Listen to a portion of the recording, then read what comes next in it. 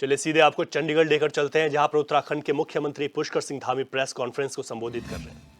पहले संविधान दिवस अपने गुजरात में मनवाया था। संविधान पर उनकी गहरी आस्था है। संविधान बदलने की बात आज वो लोग इस प्रकार के भ्रामक समाचार, भ्रामक खबरें, भ्रम फैलाने का काम वो लोग कर रहे हैं। जिन लोगों ने कर्नाटका में एक धर्म विशेष के लोगों को, एक वर्ग विशेष के लोगों को, अपने चहेते वोट बैंक को उन्होंने अन्य पिछड़ा वर्ग में सम्मिलित करके उनको आरक्षण दे दिया। कर्नाटका में ये काम किया है, इससे पहले संयुक्त आंध्रा में भी ये काम कर चुके हैं। अब देश के अंदर ये लोग इस प्रकार से काम करना चाहते हैं और इसी जो इंडी गठबंधन बना है, इसी गठबंधन के प्रधानमंत्री पद के एक उम्मीदवार लालू प्रसाद यादव, उन्होंने अभी 5 दिन पहले कहा कि मुस्लिम समाज के लोगों को आरक्षण दिया जाना चाहिए, अन्य पिछड़ा वर्ग को, उनको आरक्षण धर्म के आधार पर दिया जाना चाहिए। तो संविधान को बदलने जैसा काम, संविधान में एक और खिड़की खोलने जैसा काम तो ये लोग कर रहे हैं। जब बाबा साहब और उनकी पूरी टीम जब संविधान बना रही थी, उस समय कहीं भी ये धार्मिक आधार पर आरक्षण की कहीं कोई बात नहीं लिखी गई है, इसका कोई प्रावधान नहीं किया गया है। ये लोग अपनी हार निश्चित रूप से मान चुके हैं। कांग्रेस पार्टी के साहबजादे, कांग्रेस पार्टी के युवराज अपनी दादी से लेकर अपने पूरे परिवार, पूरे उनके परिवार की जो सीट अमेठी हुआ करती थी, उस अमेठी सीट से चुनाव लड़ने तक की हिम्मत नहीं कर पाए। प्रत्यक्ष को प्रमाण की कोई आवश्यकता नहीं है। मैं अगर कोई बात झूठ कह रहा हूं तो आपको लगेगा कि भाई मैं तथ्यों से बाहर कह रहा हूं। आप सब लोग देख रहे हैं कि अमेठी में कभी इंदिरा गांधी जी चुनाव लड़ती थी, फिर उनके परिवार के लोग चुनाव लड़ते थे और वो उस सीट पर जाने की हिम्मत नहीं कर पाए। इसका अर्थ है कि वो स्वयं भी हार मान गए हैं, पूरी पार्टी भी हार मान गई है, पूरी पलायन पर है। और इनका जो गठबंधन बना है पूरे देश के अंदर, ये गठबंधन कोई सरकार में आने का गठबंधन नहीं है।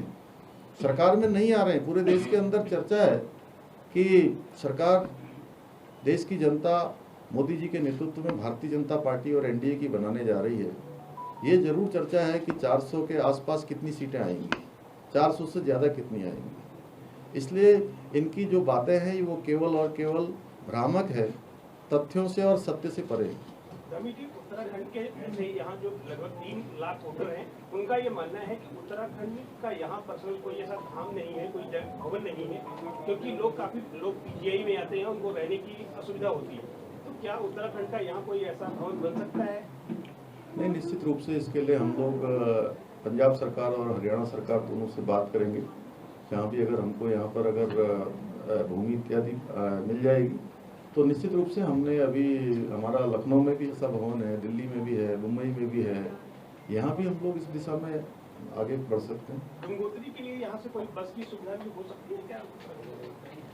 बहुत सारी सेवाएं चल रही हैं और इस समय तो 4 धाम यात्रा जो चल रही है, आप लोग देख रहे होंगे, कोई वीडियो आ जा रहे होंगे, कई बार इतनी चीज़ें आ जा रही हैं। लगभग पिछले सालों की तुलना में इस बार 45% लोग ज़्यादा आ गए हैं अभी तक का जो यात्रा चली है। और हम सबका स्वागत भी कर रहे हैं कि यात्रा में जो आएंगे उनको चारों धामों के दर्शन करवाएंगे, देव दर्शन करवाएंगे। लेकिन यात्रा अत्यधिक कठिन है। लगभग यमुनोत्री की यात्रा 6 किलोमीटर पैदल होती है, केदारनाथ जी की यात्रा उससे कहीं ज़्यादा लंबी होती है, कठिन भी होती है। लेकिन हमारा प्रयास है जो भी लोग आए उनको ठीक सुविधा मिले, ठीक प्रकार से उनकी यात्रा हो जाए। तो मैं ये अनुरोध कल मैंने मुंबई में भी किया, लखनऊ में भी किया और आज चंडीगढ़ में भी कर रहा हूँ आप सबके माध्यम से कि यात्रा में आने वाले लोगों का हम स्वागत करते हैं, हम उनके आतिथ्य के लिए तैयार हैं। थोड़ा सा मेरा उनसे अपील है, विनम्र प्रार्थना है कि अपनी यात्रा शुरू करने से पहले वो जरूर यहाँ की कंडीशन को चेक कर लें, मौसम की जानकारी भी ले लें, अपना रजिस्ट्रेशन भी ठीक से देख लें, होटल इत्यादि की जो बुकिंग है वो भी देख लें और धामों में जो दर्शनों की संख्या है उसको भी ध्यान में रख के आगे आएँ। हमारा प्रयास होगा उनकी यात्रा अच्छी हो, बाबा भगवान उन पर कृपा करेंगे। आज चंडीगढ़ में उत्तराखंड के बहुत सारे मतदाता हैं, उनके लिए आज एक जनसभा भी बीजेपी यहाँ कर रही है। आपको कितना भरोसा है कि वो यहाँ भाजपा का साथ देंगे? दूसरा एक सवाल यह है कि प्रधानमंत्री अपने भाषण में हर जगह यह बोलते हैं कि यह तो अभी ट्रेलर है, पिक्चर अभी बाकी है। तो तो आपसे मैं जानना चाहूँगा कि वह पिक्चर कौन सी होगी जो कि सीए आपने सबसे पहले लागू किया था? देखिए ऐसा है, सीए नहीं, मैंने हमारे यहाँ यूसीसी लागू हुआ। प्रधानमंत्री जी जो कहते हैं कि अभी ये ट्रेलर है, पिक्चर बाकी है, तो बड़े डिसीजन होने हैं। भारत के अंदर नवनिर्माण होना है, भारत दुनिया की तीसरी अर्थव्यवस्था बनना है, विकसित भारत का संकल्प आगे बढ़ना है, हर एक वर्ग के उत्थान के लिए गरीब कल्याण की जो योजनाएं चली हैं उनको बहुत अच्छे से लाना है। जब वो कहते हैं कि तीसरी अर्थव्यवस्था भारत बनेगा, तो आप स्वयं अंदाजा लगा लीजिए कि तीसरी अर्थव्यवस्था में हर चीज़ कितनी अच्छी हो जाएगी। तो ये वास्तव में अभी हम उस कल्पना से थोड़ा सा अपने को जोड़ लें तो हमें दिखेगा कि मोदी जी हमको कौन सी पिक्चर की तरफ ले जाना चाहते हैं, कौन सी पिक्चर वो दिखाना चाहते हैं। और जो आपने दूसरा प्रश्न मुझसे पूछा कि उत्तराखंड के लोग यहाँ पर हैं, यही नहीं, चंडीगढ़ ही नहीं, पूरे देश में जहाँ भी उत्तराखंड के लोग हैं, उत्तराखंड के लोग सब राम भक्त हैं, राष्ट्र भक्त हैं और राष्ट्र भावना से ओतप्रोत हैं। और सबको पता है मोदी जी देश के लिए काम कर रहे हैं, देश की सीमाओं की रक्षा के लिए काम कर रहे हैं, भारत के मान सम्मान को बढ़ाने के लिए काम कर रहे हैं। तो सारे लोग, और मोदी जी ने एक बार नहीं अनेक बार कहा है कि 21वीं सदी का जो तीसरा दशक है वो उत्तराखंड का दशक होगा। तो हर एक उत्तराखंड वासी उनको अपने हृदय में बसाता है, उनके हृदय में उत्तराखंड रहता है। इसलिए कोई संदेह और संदेह की कोई बात नहीं है, किसी प्रकार का कोई संदेह नहीं है कि सब लोग जो है भाजपा को वोट देंगे, मोदी जी को प्रधानमंत्री बनाने में अपना योगदान देंगे। सर अभी जी एक सर आम आदमी पार्टी की राज्यसभा मेंबर स्वाति मालीवाल में जो असॉल्ट का मामला चल रहा है, अब संजय सिंह जी ने ये कहा है कि ऐसी बदतमीजी हुई है, लेकिन अभी तक कोई फॉर्मल कंप्लेंट नहीं गई है इसके ऊपर। देखिए उसका एक शायद वीडियो भी वायरल हो रहा है, आप लोगों ने भी देखा होगा।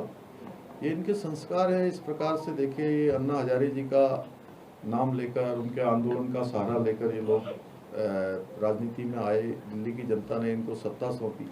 उस प्रकार से किस प्रकार ये लोग आज भ्रष्टाचार को बढ़ा रहे हैं। पूरी की पूरी मंत्री परिषद, मुख्यमंत्री जी स्वयं अभी अंतरिम जमानत पर आए हुए हैं, उनके मंत्री जेलों के अंदर हैं, पूरी पार्टी पर घोटालों का आरोप लग रहा है। दिल्ली में अनेक स्थानों पर जो बड़े बड़े उन्होंने वायदे किए थे, पंजाब में भी जो वायदे किए थे, वो कोई वायदे धरातल पर नहीं उतर रहे हैं। आप जनता देख रही है इसको। सर डबल इंजन की मेरा निवेदन, दो लास्ट क्वेश्चन। डबल इंजन की सरकार कहकर आपने अपनी बात शुरू की थी कि जहाँ डबल इंजन की सरकार है वहाँ विकास ज्यादा होता है, लेकिन बीजेपी से पहले भी डबल इंजन की सरकार रही है, क्या तब विकास नहीं था? मैंने कहा कि अब जो सरकारें मोदी जी के नेतृत्व में डबल इंजन के साथ काम कर रही हैं, वहाँ तेजी से विकास हो रहा है। क्योंकि जो सरकार यहाँ होती है, डबल इंजन वहाँ भी लगा है, यहाँ भी लगा है, तो वो सरकार यहाँ की प्राथमिकता को ज़्यादा अच्छी तरह से समझती है, ज़्यादा यहाँ की ज़रूरतों को समझती है और उसके अनुरूप योजनाओं की स्वीकृति देती है। तो तेजी